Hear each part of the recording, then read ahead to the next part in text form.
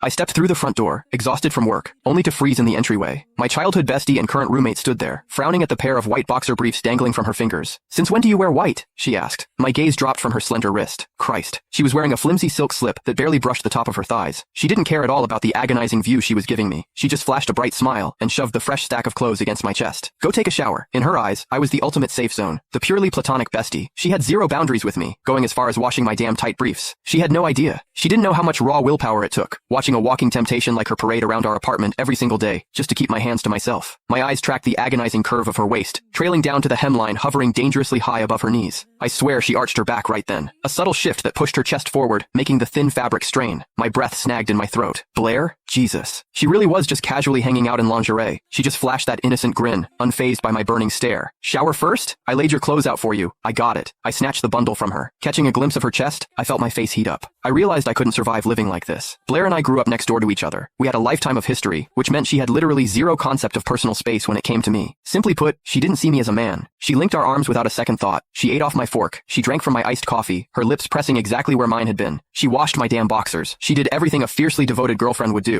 But to her, I was just a friend. And sure, Blair was a catch. Stunning, empathetic, built like a sin. Any guy with a pulse would kill to be with her. Proximity usually wins in these situations. I should have made my move years ago. But every perfect thing has a fatal flaw. Blair had a hard limit. A massive red flag planted firmly in her past. When we were kids, she walked in on her dad hooking up with another woman. The betrayal broke something in her. Now, she was deeply repulsed by any guy who crossed the line from platonic to romantic. Show interest? Pushed away. Confess your feelings? Blocked. Deleted. Erased from her life forever. I was the only guy left standing. The lone survivor. And it was solely because I played the role of the harmless, loyal friend to flawless perfection. But standing here, breathing in her vanilla perfume, the regret was a physical weight in my gut. Moving in together was a mistake. The closer we got, the harder it was to bury the obsession. If I slipped up, if she saw the way I actually looked at her, I'd lose her completely. Because I didn't just want to be her friend. I wanted all of her. The hot water washed away the exhaustion of the day. I dragged a heavy breath into my lungs, memories bleeding into my mind. Freshman year of college. Blair was terrified people would take advantage of my laid-back nature. She shadowed me between classes. I walked her back to her dorm every single night. Naturally, the rumors started. We were grabbing lunch in the dining hall when her roommate Riley slammed her tray down next to us. "So, are you two finally official?" Riley asked, eyes darting between us. "How long have you been hooking up?" I froze, a bite of food halfway to my mouth. Before I could form a single word, Blair's face dropped, her expression twisting into raw disgust. "Don't project that disgusting shit onto us," Blair snapped, her voice razor sharp. "Ezra and I are best friends." The entire table went dead silent. Eyes burned into the side of my head. Pity. Shock. I just calmly took a bite of my sandwich. "What?" I thought, chewing slowly. "Never seen a purely platonic friendship before?" Yeah, neither had I. She reached for my hand again. Her fingers brushed mine, and I finally hit my breaking point. "Don't you think this is crossing a line?" I asked, keeping my voice deadpan. "Holding hands in the middle of the mall?" Blair blinked, completely innocent. We were wearing color-coordinated streetwear. Her idea, obviously. "What's the big deal?" she asked. "It's packed in here. Do you want to lose me in the crowd?"